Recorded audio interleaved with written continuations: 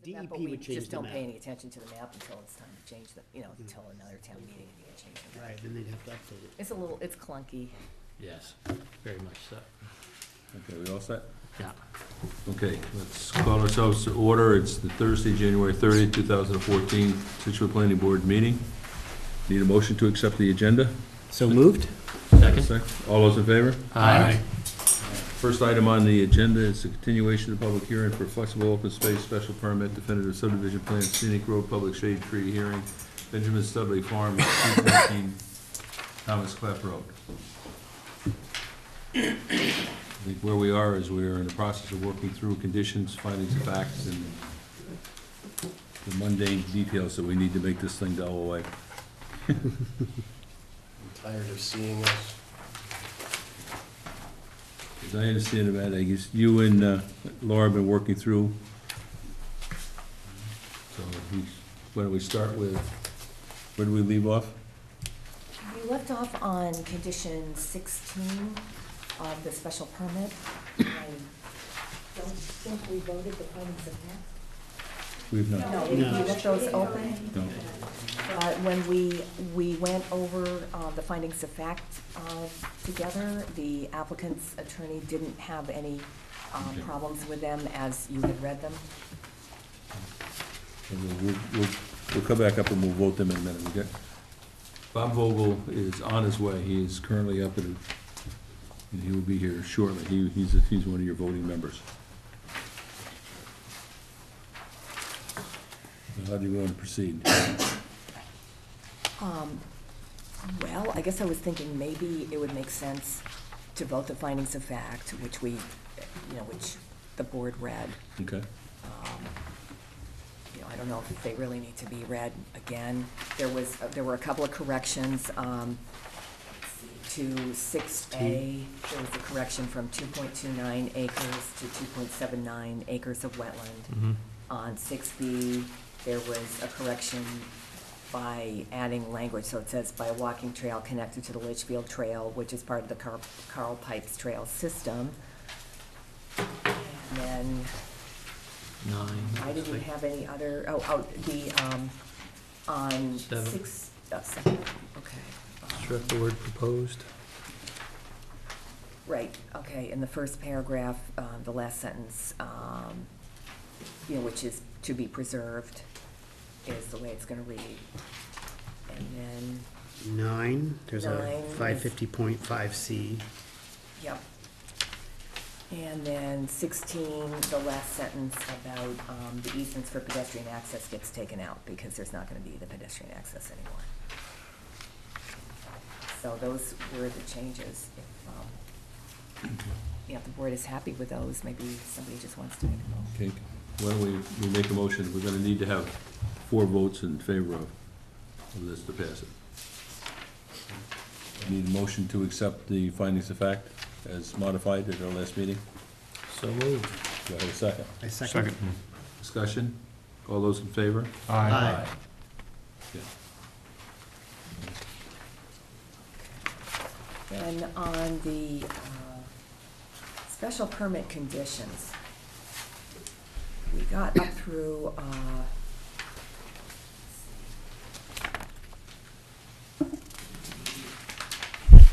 applicant had some concerns about the non-disturbance buffer,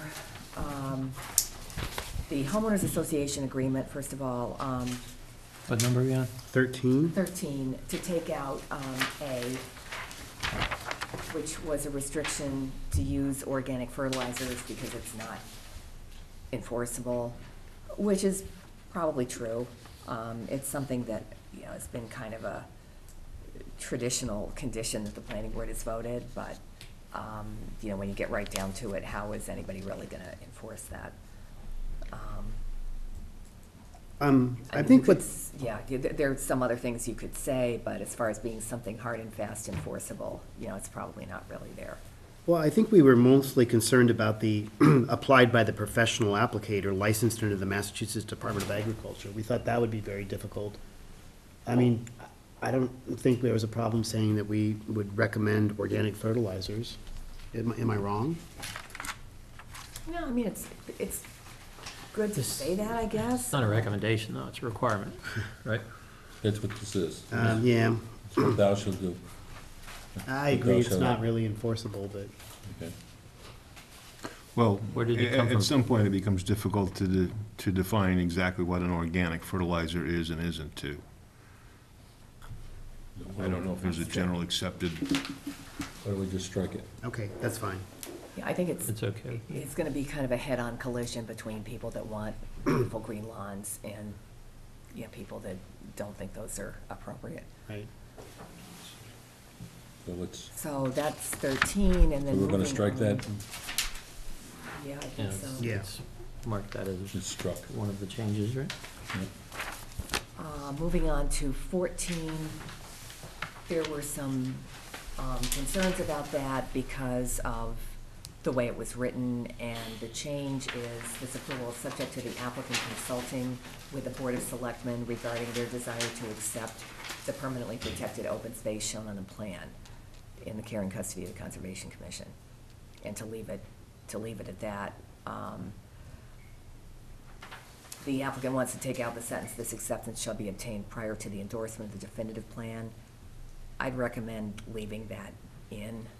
I mean, I think you really don't want to approve this plan unless you're pretty sure that the selectmen really want this open space.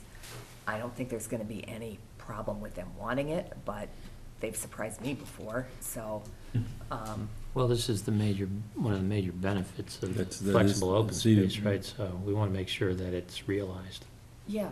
right? Yeah. So why is it that they want to strike, why is it you want to strike the acceptance being obtained prior to endorsement? Because the way it's drafted, the way it's phrased, it would suggest that they have to have actually accepted the deed, and you can't give them the deed until the subdivision exists.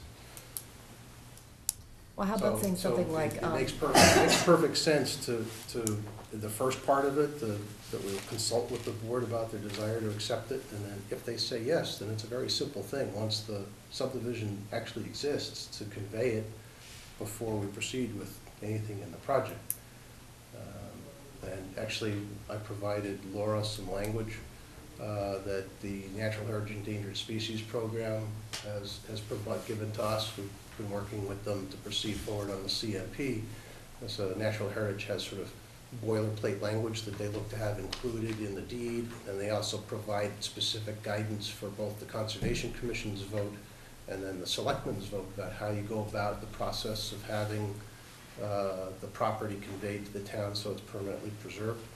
So we're prepared to go forward with that. It just doesn't make sense to have a requirement that could lead to a problem here. So what you're suggesting is it's a two-step. One is to get the consensus of the Board of Selectmen that they want the property. Yeah. Two, do the subdivision. When the subdivision is completed, then the land becomes available, That's and right. it then goes to the town. That's right. okay, I think. I would yeah. suggest that if that's the process, what this is really saying is we want them to get agreement from the selectmen that they want this open space, Yes. right? So it seems to me that it ought to be at least dependent upon the fact that you've gone and gotten that agreement. Because we want to know if the selectmen say no, that could change the equation here, so. Well, if you're prepared to vote on this as a condition of the approval, you're not building into the decision the what if, however unlikely it may be, that the selectmen say, no, we don't want it. So put us in a position where we've got the subdivision approval been voted, but the selectmen don't want it, and we have to come back for a modification at that point. Well, maybe there's some language you can put in there saying that it would be donated to a land trust, because I think that's your main other That would option. be the alternative, I guess, yeah. Yeah, I don't think that's a problem, but I think the town would rather have it, be owned by the town, because all the other open space, surrounding it is owned by the town. But it probably wouldn't We really agree, make it makes that much sense. We agree, difference. it makes sense to do it that way. It probably really wouldn't make that much difference, because the Maxwell Trust is involved with some of the other parcels up there, and they're maintaining trails. Okay, so how do we change the wording?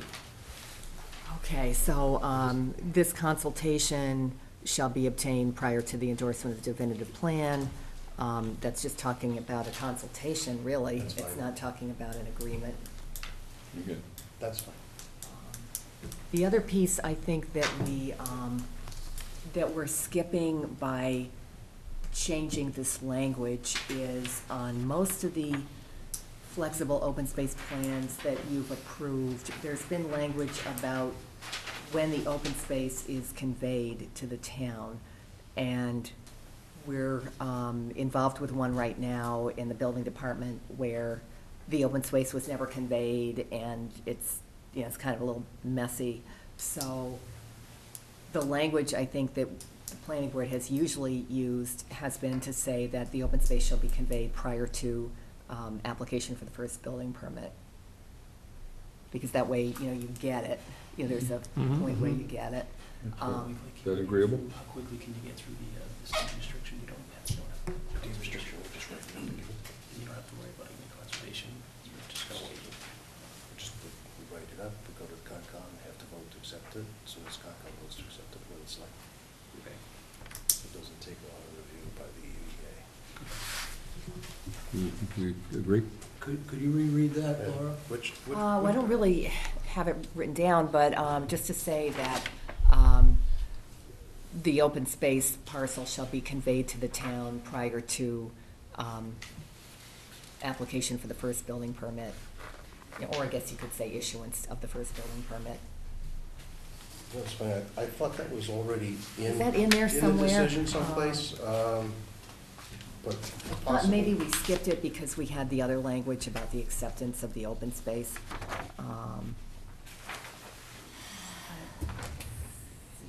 Or the endorsement, credit for construction. Yeah, oh yeah, we do. It's on it's now number 21. Sorry, yep, you got that. Okay, and you didn't have any problems with that before. Don't have a problem with that at all. Okay, so moving on to 15. 15 had to do with a draft conservation restriction. That doesn't seem to be necessary, given all the other legal restrictions that are gonna be in place because of the natural heritage process and the way the town is gonna have to accept it. So I think that's okay to strike that one. Sure, that was my only homework assignment so far this year. Okay. Well done. Did you all get the memo? The memo was supposed to, or the email chain from Misty Ann, Marold. Misty Ann Merrill. It explains the whole process and how they're anticipating, you know, the transfer taking place, and it's part of their conservation management permit and so on, so, you know, probably, you know, something I could read, get a chance. So 15, 16, 17, 18, 19, 20, 21, 25. Somewhere in here, I know we had the language about the non-disturbed areas, which That's paragraph 11. paragraph 11, thanks. And this was something that the applicant had some concerns about. This came up at the last meeting with reference to the drainage calculations and how they were determined, which was based on that land being undisturbed.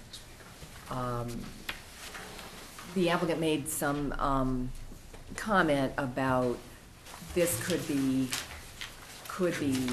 changed in the, you know, the drainage conditions so that it's lawn, which is less, you know, less pervious than the natural state, and the applicant could come back to the town for a stormwater approval. But if a property is shown on a subdivision plan, it's exempt from the stormwater bylaw. So, you know, I don't think that would really work very well. And those stormwater approvals don't really, you know, the planning board doesn't get involved with them typically. So they're a little bit, they're ad hoc kind of approvals. They're not really as thorough as the subdivision approval. So I'm wondering, you know, what the board wants to do with that. I just had, Good. I had the opportunity to go back and look at the drainage and look at if there would be any impact from converting that buffer area into lawn. And we can meet, actually, there's no increase in peak rate or volume from that, because it is such a small area compared to the watershed that flows to that design point, and that also would not impact the development's stormwater management facilities either, because it doesn't flow to it. So there would be no impact. So I guess the only other reasons why there would be any concern about it at all would be either, a buffer, and some of those properties just, abut the open space. Some of them do not, but, the ones right at the back do. And then there was some recommendations about the box turtle habitat, that it would be kind of a nice thing to have, but that's different from saying that it's really an absolute requirement. So Wanna make maybe a we point? want to.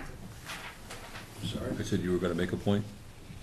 Well, actually, I was going to ask for an opportunity for Deb Keller to be able to comment about the stormwater drainage calcs that she did, just to Yeah. confirm that even if the homeowners were to cut the area that the applicant's not intending to cut as part of the subdivision approval, that it would cause no effect on the stormwater drainage calculations for the project. The key point that I made at the last meeting, and that you'd indicated you think about this, was that, recall, it's an open space project, and you have a specific percentage of the property that you have to demonstrate that you're preserving, and we comply with that standard, preserving more than 50% instead of just 30%. There's nothing in the rule that would suggest to somebody that in addition to the 50% that you're preserving by conveying the lot, you're going to have an additional area that's restricted on the lots that you do create. And I just felt that that was going too far. In addition to having the wetland bounds that we have to put in, that are, some of which are on the individual lots, and so we would end up with essentially 3 sets of bounds on the lots: the property boundary, the wetland conservation setback from border vegetated wetland, and the 125-foot from vernal pool, and then this edge of clearing shown on the development plan. And I think as a practical matter, if we had anticipated that you would look at this under your authority as something where you might impose this as a development restriction, we probably would have shown the individual lots cleared right up to the lot line, and then provided you with the stormwater management calculations for that. And have said, here are the lots, they're gonna be worked on, and there's the restricted parcel. So my client doesn't want to cut the trees. Happy to leave the individual trees on those lots. It costs extra money to cut them anyway, and we would hope that people would choose to keep them. We just don't want it as a permanent restriction on those lots. What's the pleasure of the board?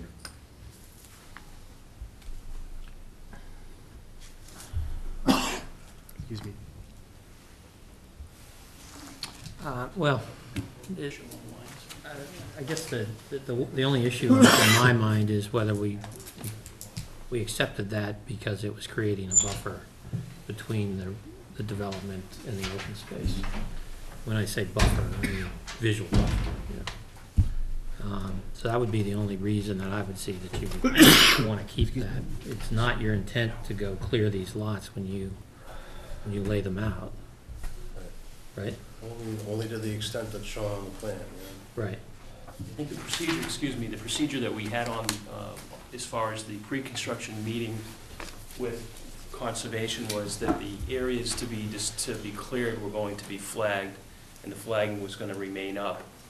It was going to be approved prior to any clearing with a joint site meeting with the contractor, owner, as well as conservation, and then that buffer would remain during the course of construction. And that's the buffer we're talking about. Correct. Right. And so, what are you asking for then? Why are you asking for it to be eliminated, I guess? I couldn't hear the last part of it. Why are you asking for this condition that's keeping the buffer that you're intending to keep to be eliminated? Why don't we have Deb turn to the plan? So You have, Deb, point out the wetland buffers that are gonna be bounded. Those are the green highlighted areas. So we're gonna be putting bounds there, and then point to the full development, limit of work line. This one here. So And the then it area of wraps around some major other places, concern too. would be, yeah, it continues, but I think Right. the buffer that we're looking at would be here. So the concern is in having to, as this condition requires, to permanently put bounds there and have it protected as a non-disturb area in perpetuity. For the subdivision construction, the expectation is to only clear to that line, but we don't want to have a permanent restriction that would prohibit a homeowner from ever cutting any tree that happens to be within that area. And I mean, the tree could be diseased, it could be right where they want to put a swimming pool. We don't know what they might want to do there, but where we're already preserving more than 50% of the entire area of the property, it seems excessive to also require permanent restriction of the wooded buffer that's shown there. We're happy to have it flagged and keep it from being cut through the course of the subdivision construction until the sale of the houses. But we don't want to have it as a sort of a deeded restriction. And the bounds don't preclude it from being cut. The bounds that are going in place for under the wetland order will prohibit it from The green. those areas. The Green. green areas will Right. not be cut in perpetuity. Yeah. Then the remaining bounds are the property lines. That's right. Yeah. Which would be back here.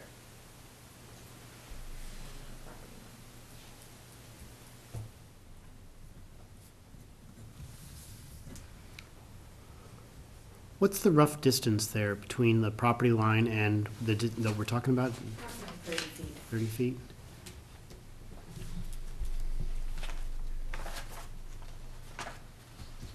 Yes, on the face of it, I wouldn't have an objection to it. I don't either.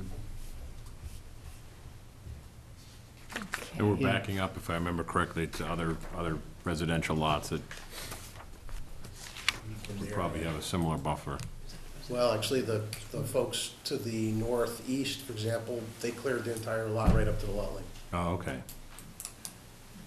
But this would be all, this is town property here, so this is all Right. the open, But the continued open boundary space. will be definitively marked. I mean, so Yes. no, Oh, people will know. absolutely. There's when there's yeah. actually an existing stone wall that follows Right. the property line as well, so it's pretty clear. But theoretically, once the development is complete, that property owner could cut that, like you said, cut it down or clear cut it if they wanted to. I'm not, Up to their property Yeah. boundary, theoretically. Would they, in buying a house that you're gonna build on the lot, would you do the work while you're building the house? Would we cut the trees? Mm-hmm. Well, I guess I'd have to ask Joe. I think the intention is to, you're designing and you're building a house on the lot and then selling it in that condition. Like, you're not anticipating cutting anything more up until the point where you Unless the sell homeowner the asks you. house. You know, I think that, how many of the lots on the whole project do we have to go in front of conservation on anyways, Deb? Lots 1 and 2. That's out. And And that's it. 9, 1, 2, and 9, I believe. 4 and 5, I think. 4 and 5? 2, 4, 5. Oh, right, we'd have to probably file an RDA to show that we're not working within the buffer. So you have at least half of the lots in the subdivision that are gonna require a filing with conservation for the site construction, septic construction, clearing, so they'll be able to review that prior to us even obtaining a building permit for that. And so the only other lots that we would be talking about would be probably the 2, possibly 3 lots on the back side of the subdivision. The intent is, as far as a builder is concerned, there appears to be a significant amount of backyard space for those lots, and I don't envision any reason to have to go beyond that. But I mean, if I was a homeowner and I wanted to put a shed in my backyard, and the zoning regulations allow me in this town to put the shed right up to the property line, or within 10 feet of the property line, by putting a deed restriction and then requiring cement posts every 50 feet with shrubs around it, I just think that that's an excessive restriction. Agreed. Yeah, Board agree? yeah, I think Yeah, I remember discussing this last time, so. Okay. Okay, so we're gonna strike 11. Okay, and I think that, was there any other language that tied into this? 13D, 13D? you're all 13D. Okay, right, so 13D would also come out. What's 13C right now, right? Yeah, that's correct. Yeah, 13C would. Oh, yeah. Well, description of the non-disturbed. So then, we come to another one, which was a, Ended up staying. um,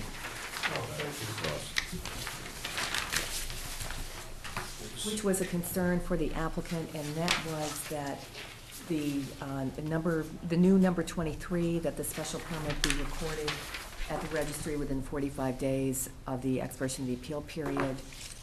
And it was pointed out that there's nothing in state law that requires that. Even though there isn't, the planning board can still impose conditions like this. And one reason to kind of keep track of when that special permit is recorded is that you want the special permit and the definitive plan to be recorded at the same time, because you can't really build out the definitive plan unless you have the special permit designating the open space and so on. So that's one reason. And another reason is just if these aren't recorded until sometime before a building permit is issued, it can be really hard to keep track of whether these conditions have been met, the ones that are, certain ones are required before the pre-construction conference, others are required, required before the pre-construction, others are required before the start of construction, others are required during construction. So if you didn't record it until sometime before the first building permit is issued, I think you'd lose about 5 conditions on here. I mean, you'd kind of effectively have no way of being sure that this would get recorded before any of those conditions would take place. Another reason to have it recorded is just to have it in the chain of title so that somebody interested in buying the property or buying the house, a house knows what is, knows what the conditions are. And the issue is the number of days? Yeah, the issue is the number of days. I mean, maybe 45 is too short, maybe it should be 60 or maybe even 90, but, this is something that you've done for those reasons, and I think, you've been so if I think consistent. back, 45 days has been pretty much what we put in. Yeah, I think so. So your rebuttal is? I responded to Laura's question about why with 2 reasons. One was the legal issue, just that under Chapter 48, Section 11, there's no deadline that's set in the statute. Simply requires that the recording of the permit has to be done in order to make it valid. So you'd have to have it recorded before you start taking any of the actions that are necessary to take in order to give effect to the permit. I wouldn't say that you record it the day before you begin construction, because I think what Laura just suggested, there are, she said, a number of things that you need to do pre-construction, so you need to have a valid permit, you need to record it before you proceed with all those things. And the statute just contemplates that the permit's not valid until you record. My concern about having it recorded at a deadline is that It sort of puts us at risk of having a permit expire if, however likely it may be, you make a mistake and you don't record it. And there is a bit of a concern that I have. We don't know precisely how long it's going to take for us to get through the conservation management permit process, for example. And wasn't planning on recording the definitive subdivision approval and special permit until we had the other permit in hand and it was final. So that you record everything at once rather than piecemeal. And so you won't, while you're waiting for that permit, you won't take any of these other actions that are in here? I wasn't anticipating that we would know, other than sort of priming the pump, let's call it, by going to the selectmen and confirming that they want to receive the lot. That's an obvious thing, to take care of that and start the process to have approval for the language that would go into the deed. But in terms of, flagging the boundaries and the like, I don't think there was an expectation we'd begin all of the preparatory work until we knew we had permits in place and exactly what the conditions would be.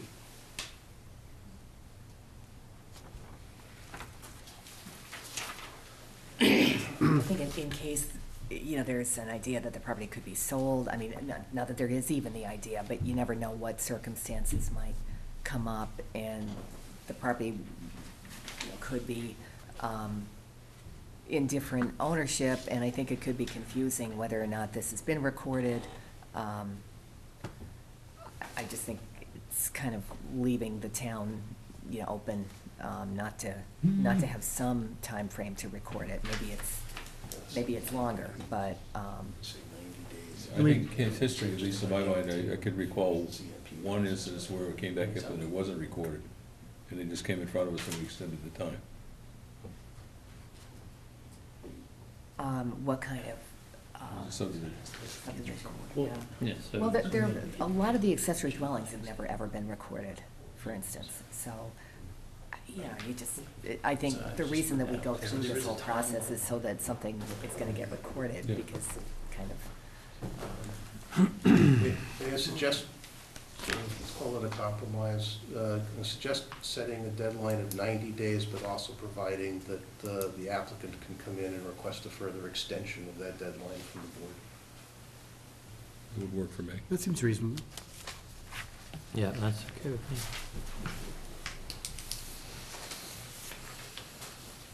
And we don't need to make it onerous, all we need to do is to make sure that it's done. And I understand your concern, you want to have some deadline that you're working towards, so compromise is a good thing.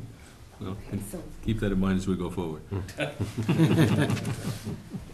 so could you just, tell us what language you wanna use for that? I would just say, this permit shall be void if it's not recorded at the registry of deeds within 90 days of the expiration of the appeal period or such extension of that time period following approval of the special permit.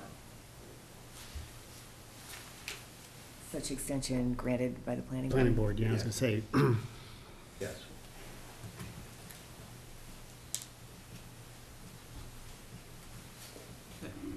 Good. All right. Can I go backwards a few conditions? No, too late. Where are you? What do you want to go to? The first one under the heading required during construction. This construction work should not begin prior to 7 AM We were gonna change that. and shall cease no later than 5 PM. We'd asked if that could say cease no later than 7 PM or dusk, whichever is earlier. Might want to say sunset, because that's an actual time that you can That's- say, as opposed to You can hear it, subjective. you can hear it in the harbor, right? Yeah? That's right, when the yacht club cannon goes in.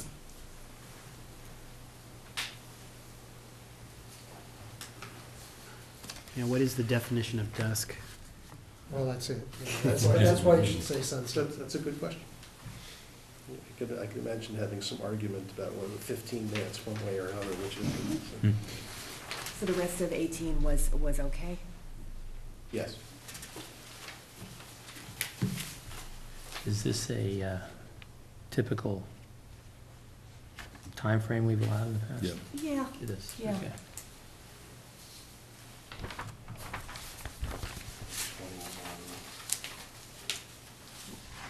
This is a minor thing. Do we have a definition of what is a legal holiday? Is it like a US legal holiday, or is it like Scandinavia has a holiday? Scandinavia. Tomorrow's, Chinese New Year. Yeah, I know. That's why I was thinking about that. Take all week off. Okay. Yeah. Good catch. Yeah, the team that I work with in China, they're all gone. Yeah, they all go home. Yeah. It's an amazing exodus. Everybody spreads to the four corners. Now, do they have parades and stuff, or is that just, Yeah. they Yeah. do, with the dragon and, just like first night? Very similar, yeah. Yeah, but it's But people, a real thing. whose home was somewhere else, right? A lot of them are in the cities. They actually make the exodus back to Right. wherever their family Oh, is. nice. Yeah. There's millions of them, and there's transportation in place for less than millions. For less than, Less than millions. I don't know. More people traveling. They got some pretty good They got some pretty good transportation. transportation infrastructure. Yes. Because I was listening to, I guess, a couple that was 800 miles away, and they were having a tremendous problem. Well, that far away can be a problem. Yes. Depends where you're going. Light years above ours, at least what I saw. Where are we here? But anyway. they're coming up with some more. We had one more thing to back up to. You go to the one condition to before the one we just talked about. So under required prior to the start of construction. Oh, okay, we're gonna take that out, huh? Well, no, we're not. I don't think you want to take out the entire condition. No, okay. We just change the wording from the boundary of the non-disturbance area to the boundary of the limit of clearing. And then instead of staked, we'd like to have it just say marked or slash flagged, because our intention is actually not to stake it, because stakes are too easily knocked out of the ground and moved. We'd rather mark it in another way that is Permanently. likely to last long. Okay, that's good.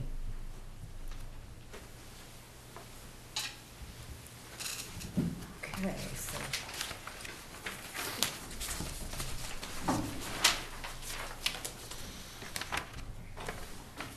Is that it? Actually, there was just a couple of other things that we thought about in the office that we thought would be good to discuss and see what the board wanted to do. On number,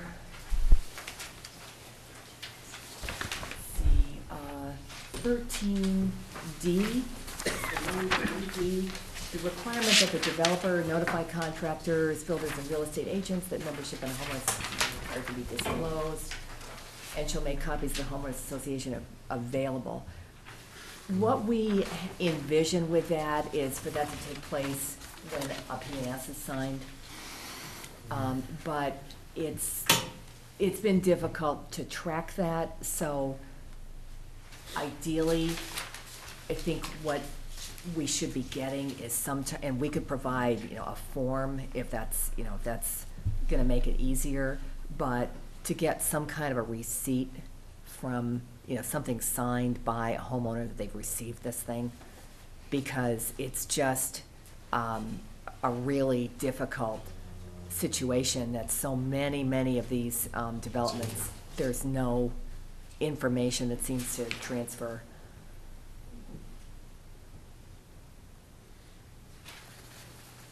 I thought that was already in. We have this requirement that the developer notify all these people, and they're supposed to notify the buyers, but we never really get anything that says that that has actually happened.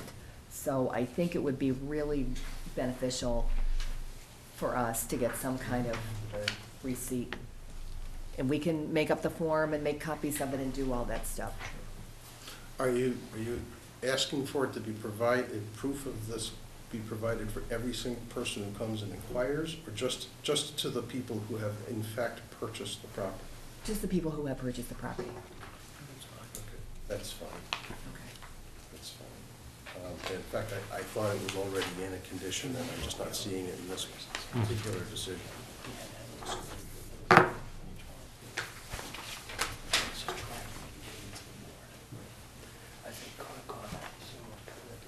Maybe it's the Concom over there. Okay, and then one other one that we had discussed is that on some of these plans, not every sheet is getting recorded at the registry. And for most of them, we want to get most of the sheets recorded. There might be one or two that don't need to be recorded, but in general, I think you want things like, you know, the grading and utilities, the landscape plan, you know, you want the things that affect people to be out there and visible for people to see. And unless you put that in there, that doesn't always necessarily happen. You could have just, you know, one sheet or so, so. What's it cost? $75 a page or whatever. And where is that, Laura, or you, It's it's not, It's not there. Which is it a page? $75. I think it's $75 a page. Well, when you split it up among 9 homes. There you go. Contribution. Next time we'll tell Deb to squeeze more information on each sheet.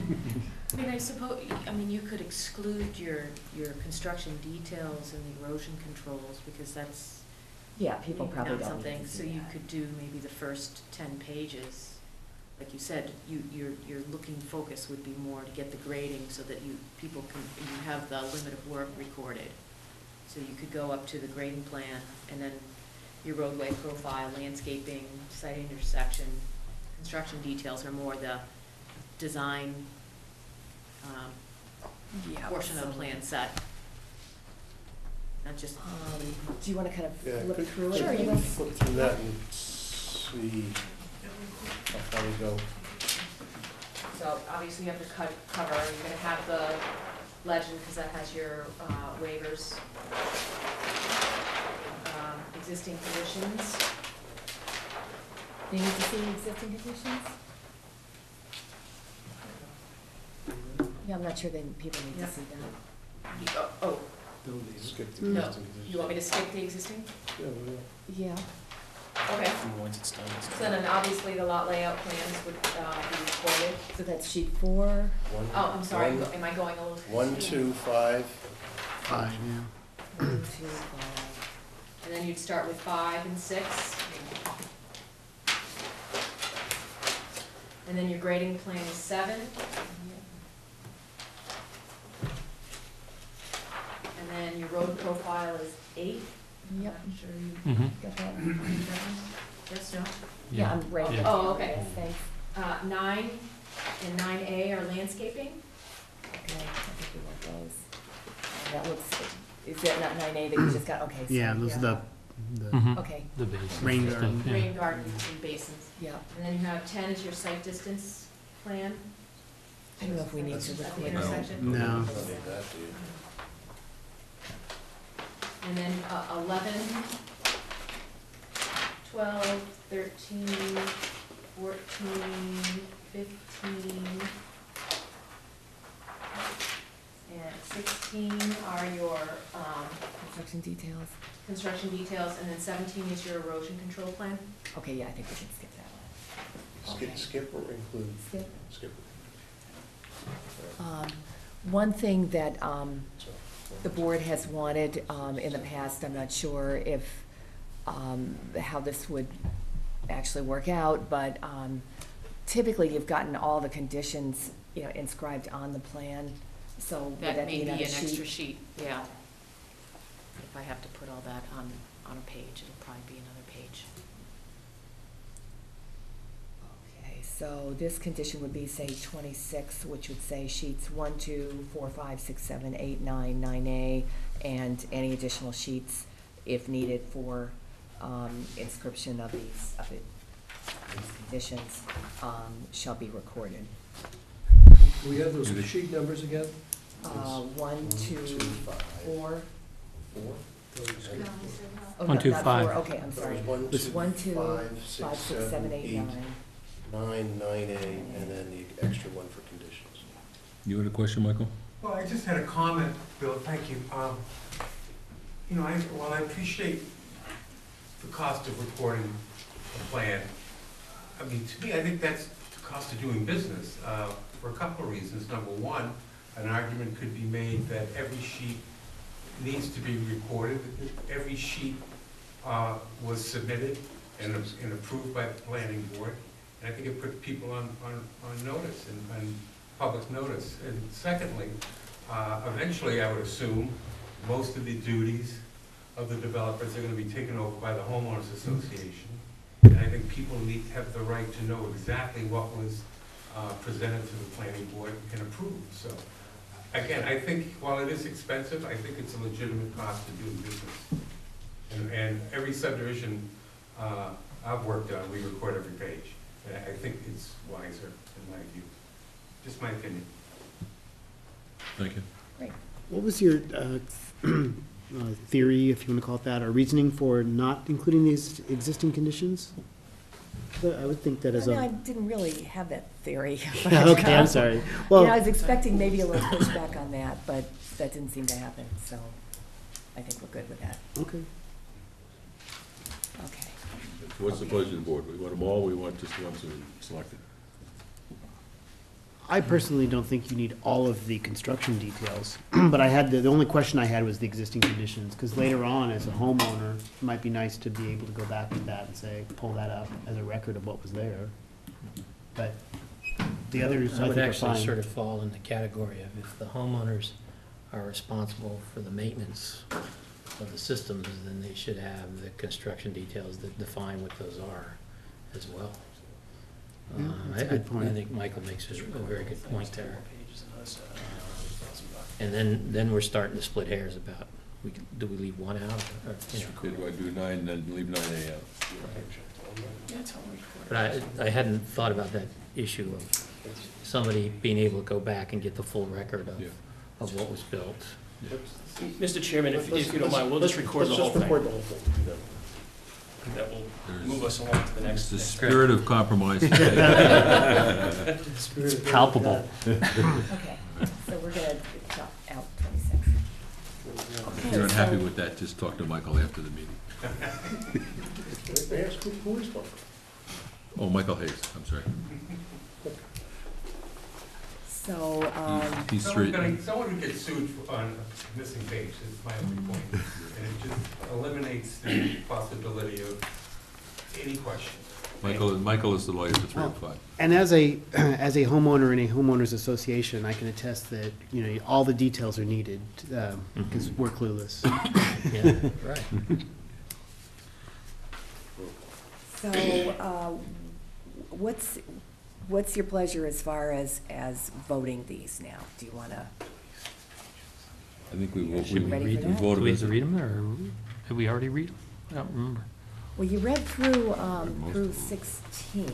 Okay, so we should read the modifications and, You wanna read the modifications? It's a little well, we've already, early on this one, but you, yeah.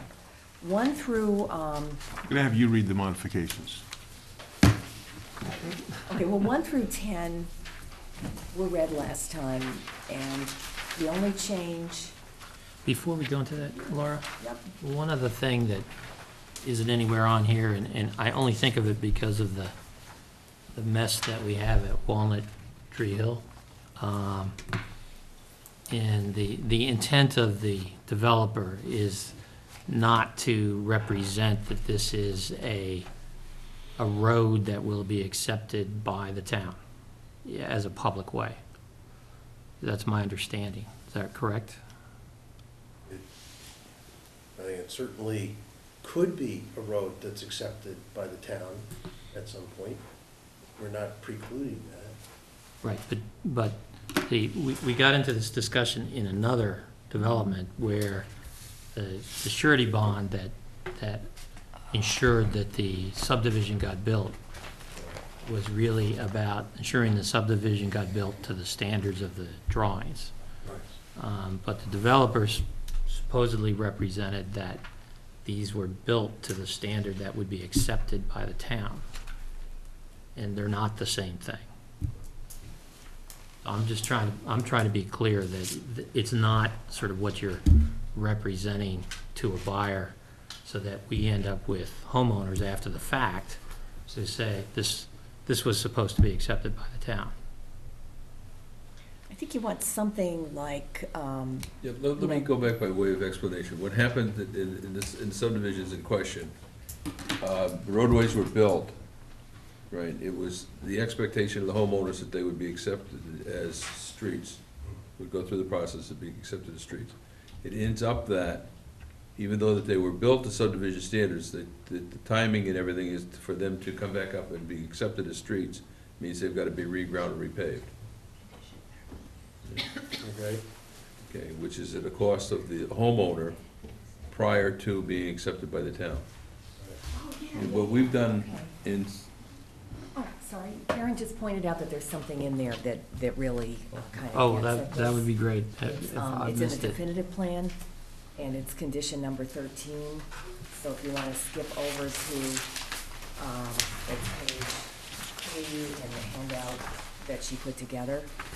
And it just says, approval of definitive plan does not constitute the laying out or acceptance by the town of streets shown on the plan, which I think is really clear, exactly on the point. And anybody, buying property here would see that. Okay, I didn't see that. That's good. Okay, so back to the reprise, Sorry or about that. whatever it is. No. So 1 through 11, I think, stay exactly the same. 1 through 10 stay exactly the same.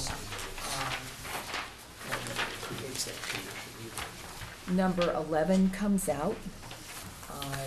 12 becomes a new 11. And then 13 becomes a new 12. 13, A comes out. So 13 and 13D comes out. So there's going to be A and B on page 2, and then flipping over to 3, there's C, which is the requirement about notifying the contractors, and that's also going to say that a receipt from purchasers of the lots shall be provided to the planning board.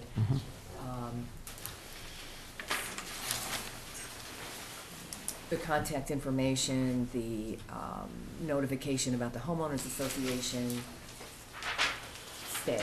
So it's gonna go up through E, I believe, 13, That's right. A, B, C, D, E. 14 gets modified, so we're talking about a consultation. And then 14 becomes 13, right? 14 becomes Yeah. 13, yeah. And it's gonna say this consultation shall be obtained prior to the endorsement of the definitive plan, or shall occur prior to the endorsement of the Mhm. definitive plan. Okay, then 15 goes out. The first one required prior to the pre-construction is gonna be 14. And then we have 15 at the bottom of the page. And then we go over to page 4 and 16 at the top, but it's changed to the limit of clearing and that it shall be marked or flagged. And we go to required during construction, and that's, the first one is gonna be 17, and it's gonna be, construction shall cease no later than 7 PM or sunset, whichever is earlier. And then we go to number 18 on earth moving, and then required prior to the issuance of the first building permit. The first one's gonna be 19, the second one's gonna be 20. Then we go to administration, and we've got 21, stays the same, 22. The 45 days becomes 90 days, and we talk about the appeal period or such extension of time, of that time period granted by the planning board following approval of the special permit. Then we go to 23 and 24, and that's it. do I have a motion? So moved. And to accept as modified? You approve with the conditions? Got it. That was my Discussion? motion. All those in favor? Aye. That's unanimous. Okay. Let's do scenic road. Yeah, sure. Scenic Road, I think is at the end of the pack. It's on second to last page. For approval, somebody wants to read one.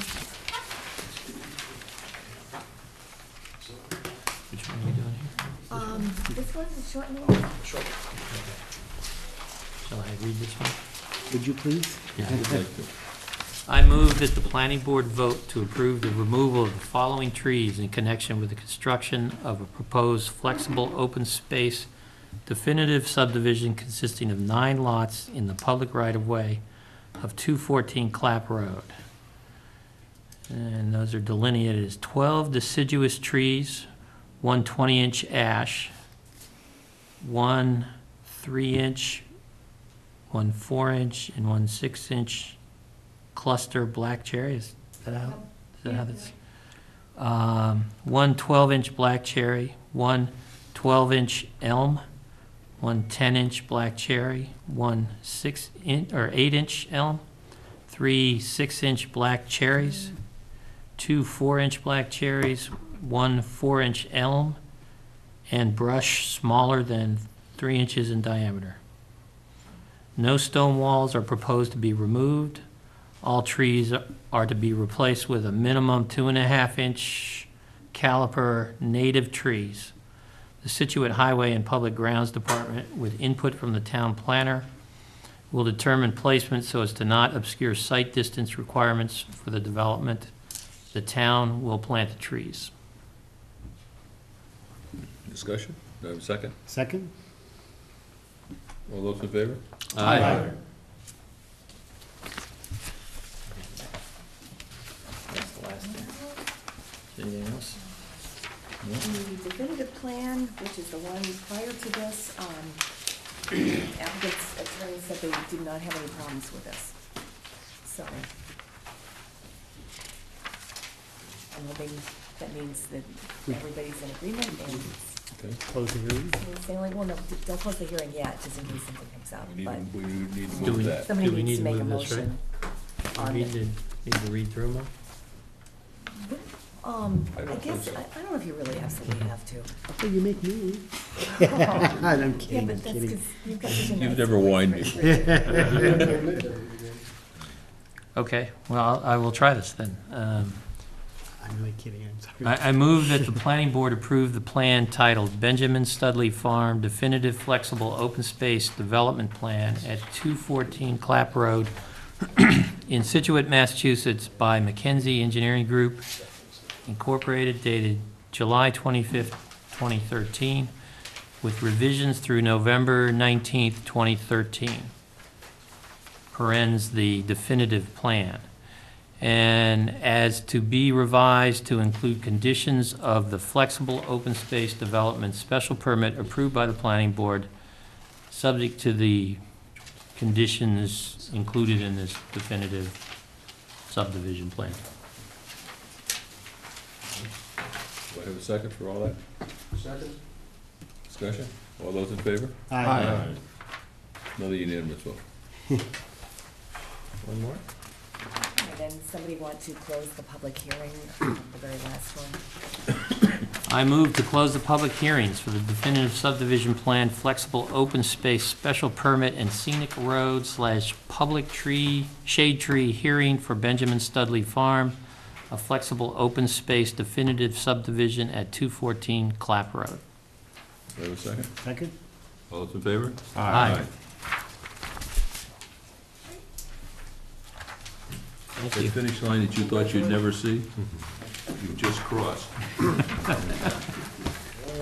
I wanted to make a comment, like, I was going through, I was trying to find it in my calendar. When was we did the site walkthrough? Was it April? It was in the spring. I thought it was April, because I remember I was flying out that day, but for some reason I can't find it. But anyway, I just wanted to thank the applicant for all the hard work and just the excellent presentations throughout this whole process of responding to the board's comments and questions and inquiries.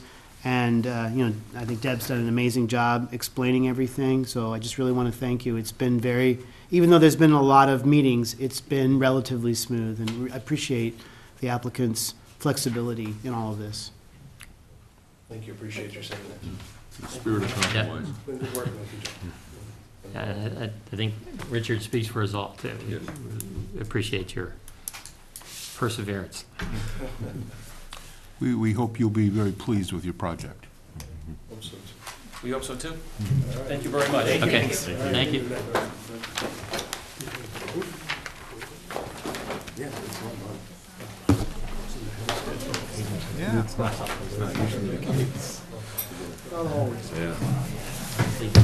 I had a question. Yeah. Okay, never mind. That's very nicely done. Okay. No one can read my signature anyway. Yeah, I just wasn't sure of. X. What was the one that, I thought that you'd signed multiple times, was the E and F? See the signature in the E and F form? It made you look like you really didn't put your heart into it. Two flies. Well, good, they can keep each other company. There you go. Yeah. Yeah, problems will have Good like question. 87 of them in a little while. Off camera, I guess. Yeah. On this one, like, have you ever received, does anyone ever come in and show you their maintenance plan? I'll pass that along. Or is this the first one where you had this? We're starting with this January 1st. Yeah, I Yeah. was just curious. They were engaged. Okay, But I'm trying to use the Except same everything date for all of them, Yeah. so that, you know, it'll Going be like, forward. okay, Somebody just Trying to miscalculated work or something. It wasn't, oh, excellent. Wasn't You intended, could have was piped up and said that. and it wasn't a kid, it was a drug ball. Yeah, It was a kid at a party. yeah. I think, this is an observation, your being here prevented a divide and conquer too. yeah, that it was helpful.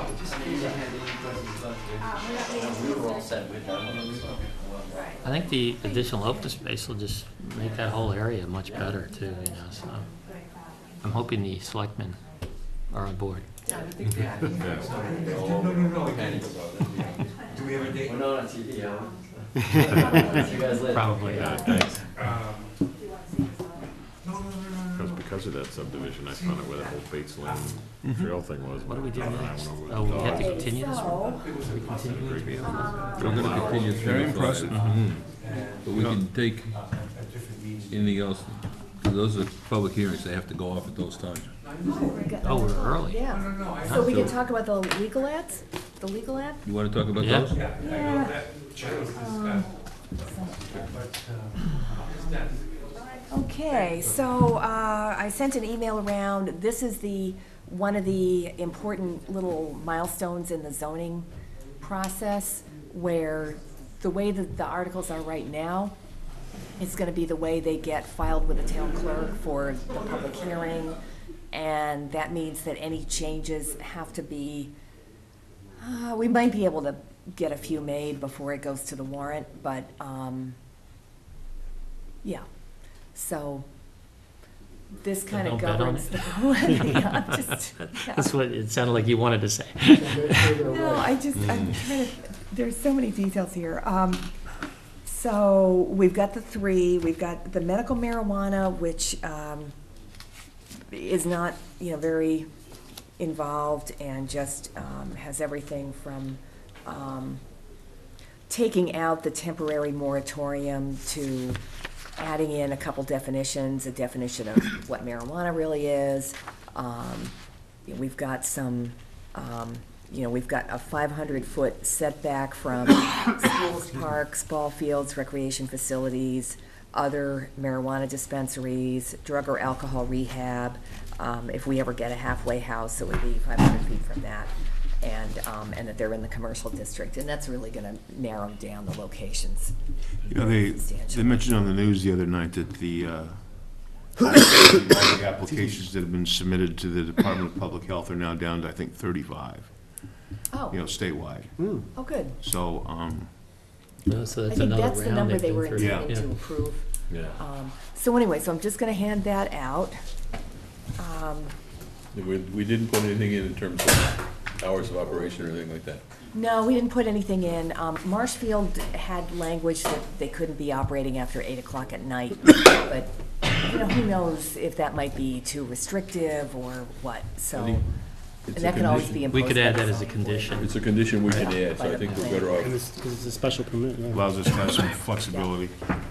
So So that was that one, and then this one is the, that's kind of, I think, maybe the simplest one, is the medical marijuana. Do you want to vote these as we hand them out? Yeah, you can if you want, or you can do them all at once. Okay. Maybe it's easier to just do it all at once. This is the Water Resource Protection District. Oh, that's right. And, So is this the thing you sent us today, Laura? Yeah, I think so, right? It's basically what I sent you today, but I think your revision was, a lot of little picky changes, so maybe I'll just go over them really quickly. I think it would be good, yeah. because I think the date on your one that you sent us was like the 29th, wasn't it? I think, yeah, I had one for the 28th, and then this one was after some changes made today. So there's some language, which is a disclaimer that DEP has on their map, and we basically added the same language, the same language will be on the zoning map, and somehow we'll refer to just these two layers. So I think we probably want to have it, instead of this map, it'll say these layers were compiled from MassGIS data layers and so on and so forth. It does explain that some data may not be complete, some generalization may occur, and some information may not have been field verified. So that's a good disclaimer. In the definitions, there's new definitions of hazardous materials. That takes the place of the old toxic and hazardous materials, so we have to take that out. The definition of discharge that John Clarkson had just said, discharge. And I was proposing to add in connection with toxic or hazardous materials, because actually, when you look through the zoning bylaw, they use the word discharge about mortgages, they use it about all kinds of things, so you want to, kind of specify what that's about. The impervious surface that's referred to in the bylaw doesn't have any definition. I just took the one out from the stormwater bylaw and put it in here, that it's any material that prevents water from infiltrating through the underlying soil. And this does include, I think we got this from, I'm not sure if we got this from DEP or whatever. This one says that it includes gravel and compacted dirt surfaced roads. You don't have to include those. Maybe that's a little bit of a judgment call. Maybe we could take out the gravel and even the compacted dirt if you want to allow some leeway, since people are going to have to be constructing driveways. So, okay, so we'll take those out and just say paved roads, because I think this is so restrictive that you don't want it to be too Hold on, I'm not following the logic here. So this is the definition of impervious surface, which includes paved roads. includes, And if yeah. it's a compacted road, it will be somewhat impervious as well, right? Yeah. So, I mean, I don't understand why we would take those elements out. I'm a little nervous about being too restrictive, but if you want to leave those in, I mean, I think Well, 'cause those are in the stormwater, so maybe Make them consistent. make Yeah, them wouldn't we consistent. just Just leave it in there. maintain consistency across, Yeah, particularly since this is for the Water Resources Protection District, right? We certainly don't want to get in a situation where we're calling things that impervious and they're not. Too.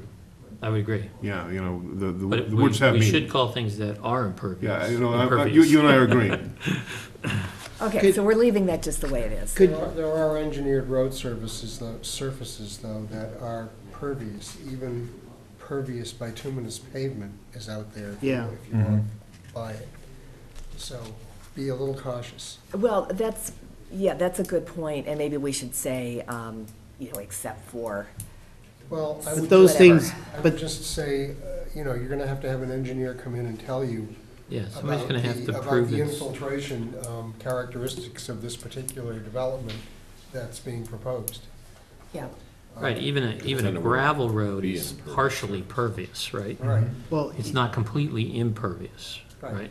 Well, that's So- one thing, is like you said, compacted dirt surfaced roads, should be compacted gravel? I mean, now you're splitting hairs, but, Yeah, I think gravel is usually on a compacted base, so that's why, I think that's why the word compacted isn't in there. okay. Well, I guess there's, I don't know, there's leeway for someone to debate these things. Yeah, this, I think we can, there's definitely room for some discussion, and Neil will weigh in on it, and, we'll. But this go is around it. consistent with This is other consistent with the definitions stormwater. we Yeah. just said. We Okay. should keep that. I mean, the first sentence really says everything you need to say, but then, if you start deciding what you want in there and what you want out of there, Yeah, I think I don't it's, mind leaving it alone. I'm not trying to split hairs. But I mean, once you Yeah, This is sort of an example sentence, right? Right. Defined to include without limitation, right? These Yeah, things. without but- limitation. yeah. Okay, so I don't think we had any other changes here until, Page 6? yeah, page 6, there was a little bit of language added to clarify that in the Water Resource Protection District, the Board of Appeals can grant a variance for locations outside of a Zone A or a Zone 2. The DEP won't let them do it within a Zone A or a Zone 2, so I thought that had to be spelled out. Okay. And then square feet was left out in number 1, Mhm. so that's added back in, so that, I think, does that section. Then in the table, clarified that there's a whole column there about the locations where the Zone A and the Zone 2 overlap. Then, and the language before Oh, the I see, table yeah. starts. And then on page 12, was, the word "of" was changed to "or." I think it was in number 34. It had said more than 15% of 2,500 square feet, so that was corrected to say "or." Okay. And on 13, it gets a little more involved. Some of these I've got to print out red. Some of them, unfortunately, they're just, it's a trickier thing to get the red type on here. But John Clarkson, who'd been working very, very hard on this, wanted to have some language about the fact that these boundaries have to be field verified, that, you don't really, just because it's going across somebody's lot on a map doesn't mean it's going across in exactly that location on the ground. So this provides some language about field verification of all the boundaries, and that, the town wants to get it in electronic file so we can put it into our zoning map easily when it's time to update the zoning map. And then we've got a statement that says where this information is disputed by parties in standing, further field verification by the DEP may be requested, and that, the decision of the DEP is gonna be final, that it's not, not gonna go beyond that. And then who updates, if they make it, That actually is appealable. So somebody could appeal the DEP's decision to the administrative law judges, or? I think they have a dispute resolution. Right.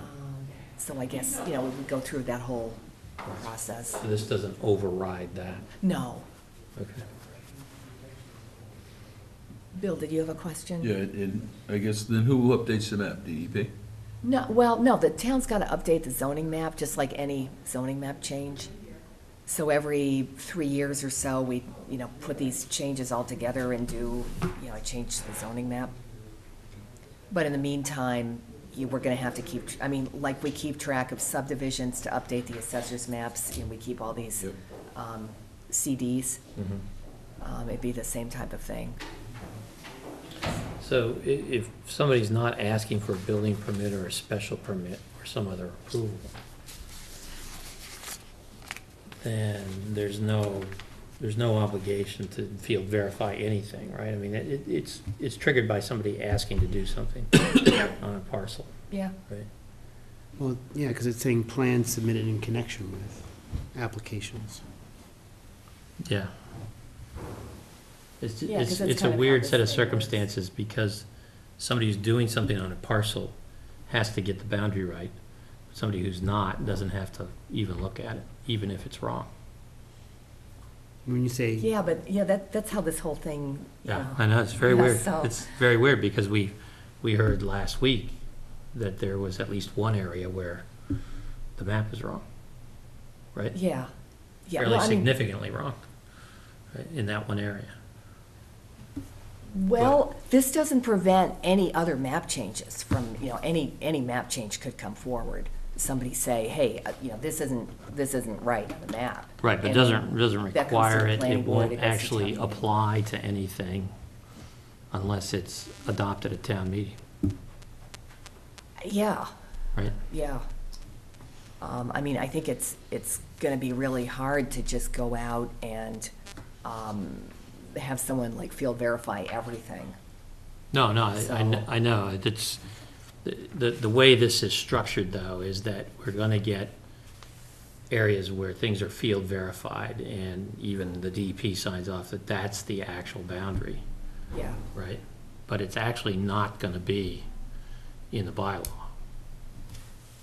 well, this is what we Right. talked about Because earlier. Yeah, we'll I think still be there's looking at just the old no other map. way- Well, we're gonna be looking at it, but we may have like a working map that isn't adopted by town meeting yet, but, so we know that if a tributary, like with those bogs, or Mhm. even with 305 Country Way, we know that the tributary is in this location, so that, you know, when you go off-site, you can say, okay, well, it goes up here to the property line and not over here, so on the other side of the property line, it's gotta start there, it can't start, you know, somewhere else.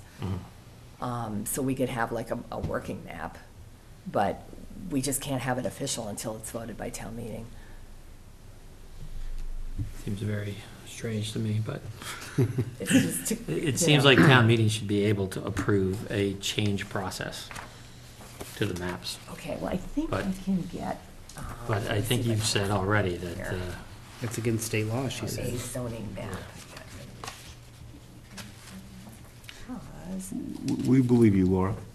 okay, okay. Zoning maps, page 4. Yeah, districts shall be shown on a zoning map. Such maps shall be part of zoning ordinances or bylaws. Yeah, it yeah, seems pretty that's kind of straightforward. it, yeah. Seems like, as long as you have a zoning map. Yeah, yeah, yeah. So anyway, right. so then, won't John push wanted to that make issue. some small language changes in the end parts here, so we did that. And, Is John aware of the fact that once we come back up, we shouldn't be taking any more changes in this thing? I think so, yeah, I think we were both, kind of, yeah, going back and forth on that today and, you know, communicated that. And we settled on 35 and 36 on the table, that the no more than 20% regulation is essentially driven by regulation promulgated by DEP. Is that right? Yeah, yeah. Because that was the, kind of the discussion last time. Right.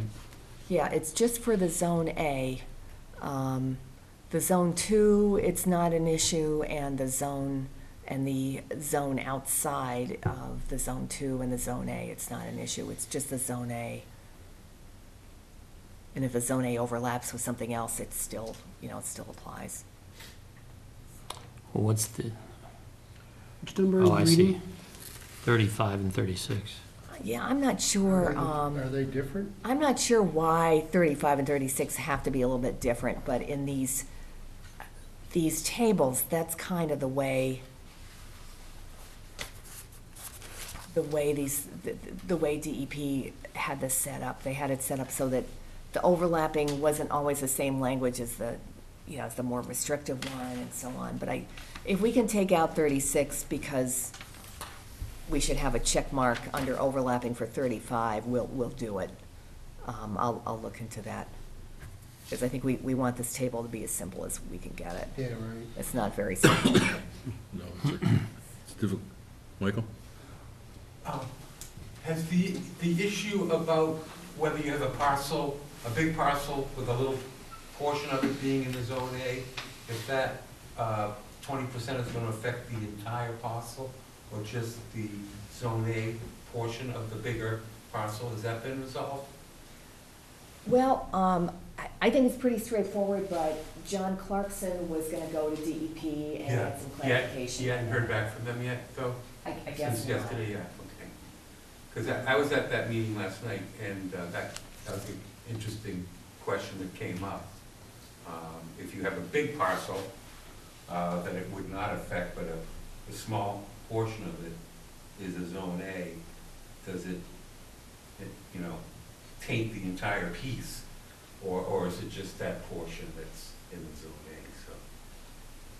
Might want to go in that case and have an engineer draw a property line or a parcel line and break off the Do a Form A. part that's in the Zone A.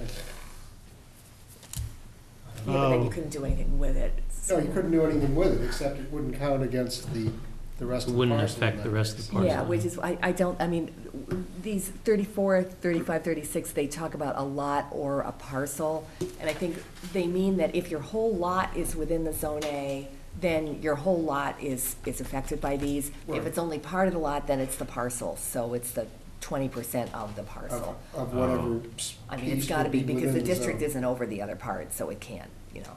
That makes sense. But we're getting that all field verified, Yeah. yeah. Okay. So, okay, so this one, I think that kind of does it on that one. Just for my own Sure. knowledge, can you define parcel? A parcel's like an unbuildable piece of land with boundaries to Within, it, within an overall lot? within an overall lot, or by itself, that's gonna be conveyed from one owner to another, that's carved off separately, or it could just be, you know, something within a parcel that has the boundary as the zoning line. So, I'm just trying to think of like the 50 Country Way, I think that's Yeah. the right one. They could say that that's a parcel, that small little piece? The piece that's in the small, that's in the Zone A, I believe it is. In the, so there's a piece of that lot that's in Zone A, I believe. Yeah, yeah. So they would have to like, that, if they did that, they could call that a parcel. I guess is what I'm trying to define. Yeah. Understand what the definition of parcel is. Yeah, it's just any piece of land that's not a buildable lot. So it could be one with boundaries, or it could be one like they're referring to here, I think, without distinct boundaries. Okay, Yeah. okay, Okay. thank you. Which brings us perfectly to 9 o'clock. Oh, okay. To 9 o'clock, we have a continuation of the public hearing, Scenic Road public hearing for 305 Country Way. This is a flexible open space and a definitive subdivision plan, as well as a scenic road. We have a letter from the applicant who's looking to continue. Yeah, we do, and we have a motion. I can do that, it's short Okay, enough. great. Can you, well, And the applicant's agreed to the March date. Yep. before I read this, can you just give a snapshot of where we are, or is it nothing's Oh, changed? sure, yeah. We're waiting for DEP to issue some kind of a letter from the site visit saying that they think or they don't think that the abutter who is appealing the wetlands boundary, that, you know, they agree with the abutter or they don't agree with the abutter. Right, Because the abutter appealed the Conservation Commission's decision to DEP. okay, yeah, I was reading through all the email, that's why I asked the question, because it was very confusing to know what was, who's saying what, but what was going on and where we actually are right now. Oh, yeah, so we had a site visit that had Yes. somebody from DEP there. Yes, The property owner, and the Conservation Commission, the conservation agent were there. And that was January 16th. And after that site visit, the gentleman from DEP who was there is gonna write, you know, some kind of a conclusion of what he thinks. And that's either gonna say that he thinks the Concom was right, or he thinks the Concom was wrong. And I think the board discussed this the last time and decided that until they get something saying that they think the Concom is right, that it doesn't really make sense to finish this development up. okay. But there was something, the letter that said that the gentleman was like not allowed on the site, when DEP Yeah. was there. Well, it got a little contentious. Okay, Yeah, the owner, you know, was there, of course, it's his property, Mhm. and the abutter was allowed to, you know, come out on the property, but he had basically two consultants, and they weren't allowed to go on the property, Oh, okay. which apparently they don't have to be, you know, you can't force someone to allow anybody on their property. Okay. So that's the way, you know, that property owner decided to do it. All right. So Laura, is the upshot of this, the final determination of whether the land that's being protected is shown correctly, the delineation of that land is shown correctly on the plans? Well, you'd kind of like that to be the case, but actually, if they don't like what this DEP officer says, they can appeal to a higher level at DEP. There's some kind of dispute resolution level at DEP that they can go to, and that can take like 3 months. But, I mean, kind of thinking it through, you wouldn't think that they would come up with anything different, you know? Yeah, I mean, dispute resolution is for points of law usually. I mean, this is a physical fact. It's either there or it's somewhere else. You know, you would think so, but I don't know, maybe Michael those had darn something lawyers to say again. or to add. I guess the only thing I'll say, I'll be tempered for once, is that, you know, people can appeal anything. Yeah. And keep appealing and keep appealing, you know, whether there's something to appeal or not. And the only thing I'll say, if I may, Bill, just Yeah. because Richard asked a question about that site meeting, the owner had previously allowed all the abutters consultants on the property before. I just did not feel that the 16th was was a day that to give them another opportunity to go out there, because they really, under our view of what DEP's process was for that site meeting, they had no input anyway, or could have no input anyway, so we thought there was no need for his consultants to go back onto the property, because they've already been out there. The persons of standing were allowed to do. Pardon me? Persons with standing were allowed to go on it. Everybody that had the right to be out there and on the property was there. Thank you for the clarification. Any other, sorry, I derailed that. And just one other observation, that is that depending on the outcome, if the DEP says that the line stays and the previous decision had been supported, then we would go ahead with it. And if it gets appealed, it gets appealed. Okay, I see. So we're really looking for that piece, the response from the DEP to say, yes, the foundation block, if you would, stands, or the foundation block does not. Okay. Motion? All right, I move to accept the applicant's request to continue the public hearings for the definitive subdivision plan, flexible open space special permit, and scenic road public shade tree hearing for White Ash Farm Lane at 305 Country Way until March 13th, 2014 at 8:30 PM. Second? Second. All those in favor? Aye. Thank you. Good. Thank you, Michael. Okay, thanks. We got one more legal ad? One more legal ad, and this one is the Village Business Overlay District. So, And these were the ones that you were thinking about having the sketches with too, right? Or not, that would be at town meeting though, not necessarily with it, or how would that work? probably at town meeting, it'd be great to get them into the bylaw at some point, but I don't know if we're gonna make it this time. Mhm. Some towns have bylaws that have the,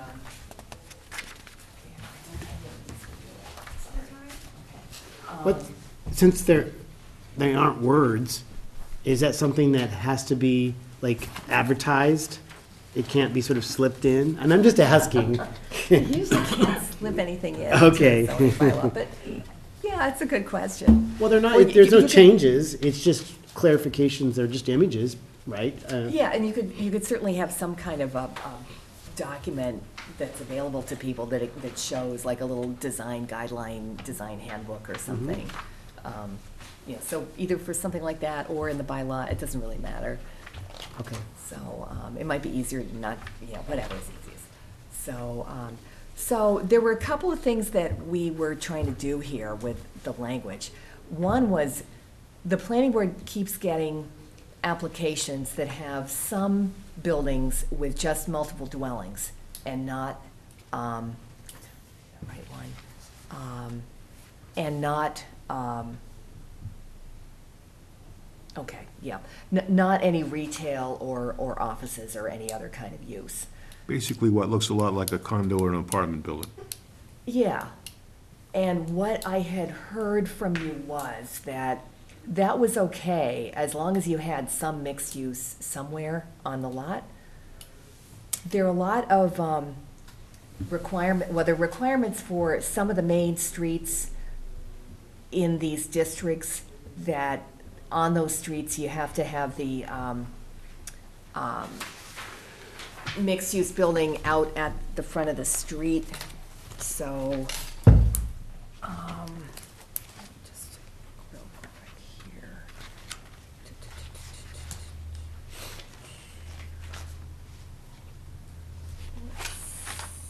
Well, I think what you're saying is, like, the current proposal that's before us right now, it doesn't quite make sense to have every single building have retail on the first floor in that particular, Yeah. that's a good example. Yeah, and some of the ones that are, like down Drew Place or down Ford Place towards, towards that sound wall at the back, it doesn't really seem to make sense to require mixed use all the way back there. I mean, if you can get it, great, but why not give people an option to do something else with their property? I think that's reasonable. So there's that, and then, let's see, one of the conditions with that is that, on certain streets, the first floor of the mixed-use building has to be occupied more than, right now, the entire first floor has to be occupied by retail uses. That can be hard to get, and I think we're already seeing where they want to mix retail and office. So this would make it just 50% would have to be retail, or actually more than 50%.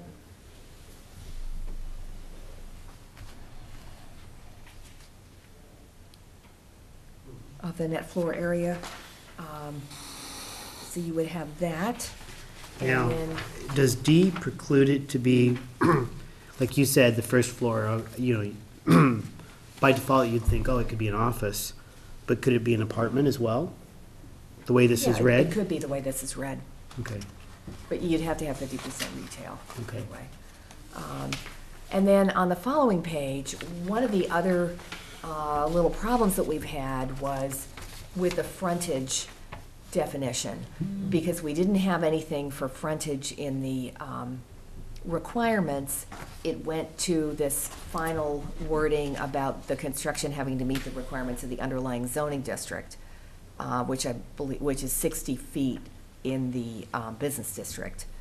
There are some lots, like Mr. Ford's lot is one, that doesn't really have 60 feet of frontage. So rather than, well, I guess there are a lot of ways you could do it, but the way it's done here is to say it's either 20 feet or an amount sufficient in the opinion of the planning board to provide adequate access for the proposed use. I mean, I think you just need something there so that it doesn't default to the 60 feet, and that's all that's trying to do. So this is saying that at a minimum, it has to be 20 feet. And the planning board could determine that even 20 feet was not enough. Yeah, it was either not enough or it Or was more too than much. enough. No, this not is- more than Everyone. enough, because we're saying 20 feet. So we're saying Well, we 20 could, feet or- or an amount sufficient. So we if could you do think 10 less, yeah. Yeah, but I mean, you're not gonna do, I mean, I think it'd be pretty crazy to do 10 feet because you'd only have one-way traffic. Right. Yeah, it would depend on a one-way But you might street. have some situation where you've got, connected parking lots and maybe somebody comes in on one lot and goes out on the other lot. I mean, it's really hard to imagine all the possibilities. So that's why that language is there like that. Isn't this almost the language that we tried to approve? No. Or that was No, a Bill little bit, remembers What better we than tried I to do is, the last sentence on that page, we tried to get rid of.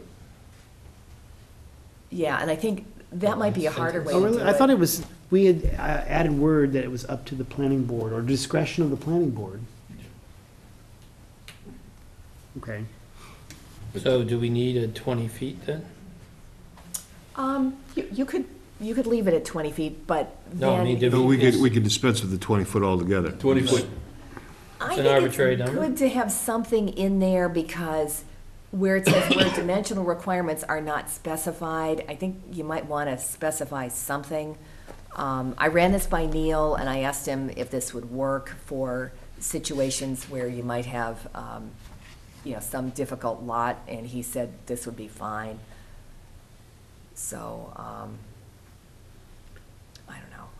It's probably, maybe it's being conservative to require, to think that you need to put some number in there, but, Well, I could see it if you said a minimum of 20 feet, or something like that, but when you say 20 feet, and it could be 10, 15. yeah, it's kind of a little gameplay 35. going on. Yeah, and I wouldn't want it to get sort of, where we ran into that trouble with the accessory dwelling where it's, the greater of 750 feet or 40% or whatever it is, If we're trying to say that at some level, 10 feet, 15 feet, whatever it is, there ought to be at least some minimum level then, and Maybe then. 20 feet is a good number, really, because it's a sort of average driveway. Right. And I think this gives us, the board, though, the power to look at each one in a special case, right? Look at each one individually. Yeah, but if you're, then you wouldn't need the 20 feet. Then you would just need an amount sufficient, in the opinion of the planning board, right? You wouldn't need to define 20 feet unless you were saying 20 feet is a limit somewhere. Well, the way it could be read is that the 20 feet is sort of a safe harbor. So if you come in and you've got 20 feet, you're good. No, but that's what I'm saying, is that's not the case here.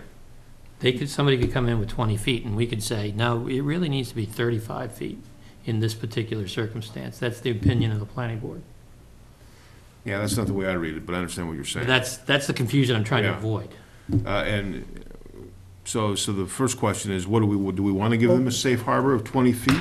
Or, because the way that this is written is that it says 20 feet, or as an exception to that, some other amount that the planning board could specify. Right. So do we want to say if you got 20 feet, you're good, and you're going to come ask us for something other than that if you've got a different circumstance? Or do we want to just say 20 feet is that you got to have at least 20 feet, and such other amount as the planning board may determine? Yeah, I think it's reasonable to say at least 20 feet. 20 feet or a greater amount, or whatever. I think you could just leave it 20 feet as a minimum and just leave it at that and not have any other language in there.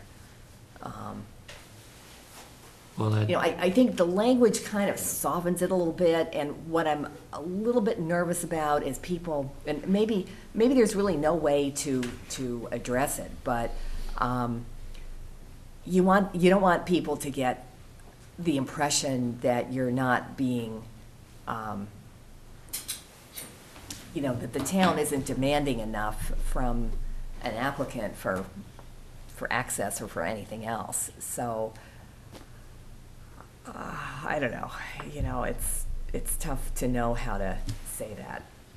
Well, I think that the way you stated it is you have to have at least 20 feet, but the final determination is at the discretion of the planning board. We could demand In more. a particular circumstance, we might say it needs to be 30. Yeah. Well, what if you read this as 20 feet minimum, or an amount sufficient in the opinion of the planning board to provide adequate access for the proposed use? Well, that goes right to what we were talking about, saying that it has to be 20 feet or some other amount. yeah, I think it should be, you put the 20 at the end. It says, make it as an amount sufficient, when you get all finished for proposed use, period.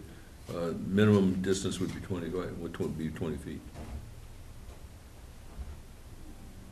Amount sufficient in the opinion, but at least, no, not less than 20 feet. No less Yeah. than. Not yeah. less than. Okay. Okay, great. Great, okay, so I And then think, we'll leave the dimensional requirements sentence alone. sorry? We'll leave the dimensional requirement sentence alone. Yeah, I think you kind of want to leave that. It sounds, I think it makes people feel safe. Wait for the day when some guy comes in with a bike shop and says, I could get by with 8 feet frontage. Yeah, whatever. And then on the last page is the boundary that's now being proposed, which includes on the north side, the 2 MBTA lots. Mm-hmm. And on the south side, it's everything that was in the petition, with the exception of a lot that's really way, way off of the new Driftway and also really out in a wetland area. That was this piece down here. Yeah, that was Yeah. that piece. I think that that's a has good change. the- What's the lot right next to the, sort of the eastern boundary or whatever that is here? Oh, the kind of curving, on that side? What's this lot here? Is that the, That's James, no, that's the Riverway. There's, Oh, this is the medical building. We're- right we're in here. Burgers. Yeah, Yeah, okay, I that's got it, the I got medical it, yeah, and then that's the, I don't want to say, nursing home, right? yeah. yeah, that's in there somewhere. Mhm. No, I got it, okay. Okay. So I need a motion to accept all 3 of these. Could I ask one more question on this one? Yeah. As I read 560.4, Yep. is that intended to say that the mixed-use requirement could include only buildings with multiple dwellings? Yeah. Without any one of- other mixed use? No, no, it says, Uh, it says, for a development containing one or more mixed-use buildings. Okay, yeah, maybe it needs to be worded a little more carefully. For a development containing one or more mixed-use buildings, which may also include one or more buildings containing multiple dwellings on the same lot. Okay, and may also include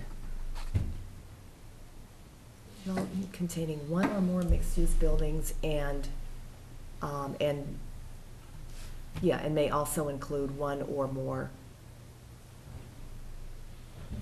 These buildings, Including one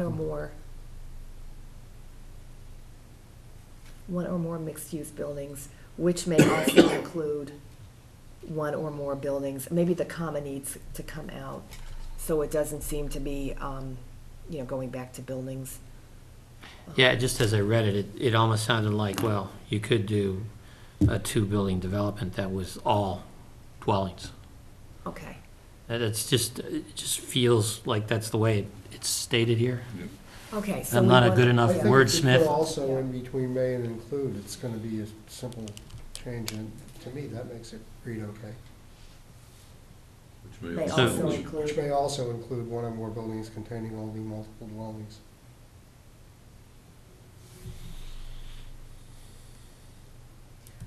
conclude a second, additional buildings, maybe additional, so it's Which may clear that it has include- to be in addition to the mixed-use one. That's good. which may Mhm. include one or more additional buildings containing only multiple dwellings and including no other use on the same lot. Yeah, that Yeah. seems reasonable. That probably works, yeah. No other use on the same lot.